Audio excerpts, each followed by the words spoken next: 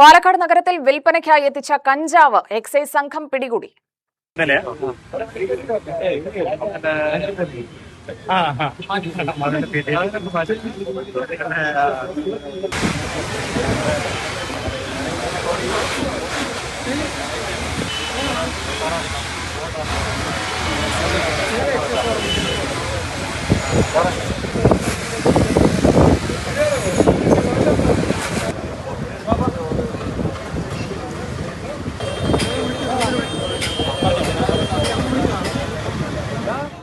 രണ്ട് kilo 400 gram കഞ്ചാവാണ് excise സംഘം പിടിച്ചെടുത്തത്.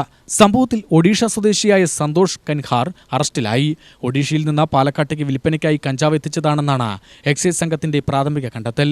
എക്സൈസിന് ലഭിച്ച രഹസ്യവിവരത്തിന്റെ അടിസ്ഥാനത്തിലായിരുന്നു പരിശോധന. സംശയാസ്പദമായ സാഹചര്യത്തിൽ നടത്തിയ പരിശോധനയിലാണ് കഞ്ചാവ് കണ്ടെത്തിയത്. തുടർന്ന് പ്രതിയെ കസ്റ്റഡിയിലെടുത്തു.